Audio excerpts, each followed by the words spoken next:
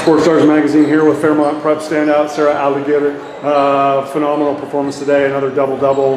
But before I highlight the brilliance of you and Adira at the offensive end, I don't know if Coach Josh shared with you ladies, you hold them to no field goals in the fourth quarter, 2 field goals in the second half, 7 points in the second half. I don't think a lot of times that because you ladies are so capable of scoring in such big numbers that the defense gets the respect and the recognition that it deserves. Like, to be able to do that against a team that's also an open consideration, just like you ladies, how much does that mean?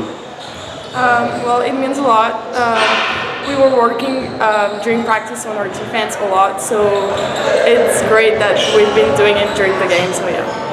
I mean, obviously, in the first half, it was at the pace that you ladies like to play, and kind of getting up and down, and they'll get a layup, and we'll come back and get a 3 or whatever. But was it something that Josh and the coaches talked about it at halftime, or was it just something in your ladies' mind and your heart that it's like, hey, like if we're better at the defensive end, like we know that they can't contain us offensively, but was it just a sense of urgency on your own? Obviously they talked about it during halftime, but I knew I had to step up in defense to win the game. So yeah. You have had the opportunity to go against pretty much every great post player in California, maybe with the exception of the women at Archbishop Mitty, but everybody in the southern section. Obviously, Taylor Swanson, number 20 from Westlake, another really high quality player. Like, does that get you more excited and get the competitive spirit going, Sarah? Yeah. It made me want to go way harder than I usually do.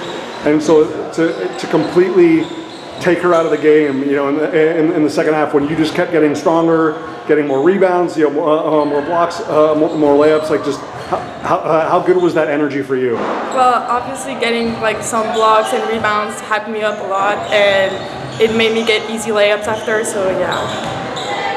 Obviously, this group has played the toughest schedule of any team, but sometimes while it's a blessing in terms of the team's resume, in terms of showing everybody that you belong in the open division in the postseason, it can also be tiring when you have a rotation that's only 7 women. Just to see the group show so much heart and and so much resilience after those tough losses against Brentwood and San Clemente. I know it maybe not necessarily is representative and wins against Pacifica Christian and Avalon, but it certainly is against a team like that. How good is this for the team going forward in the playoffs to be we haven't forgot how to play at this level? Well, this is great for the team because it just gives us the confidence we usually had before losing against Brentwood and all those teams. Obviously it's giving us confidence to go to open division and know that we belong here, and we'll see in the playoffs. Absolutely. I mean, all of you are capable of playing at such an elite level, but what do you think were the biggest learning experiences that just helped the group not only grow together but learn individually, that it's hey,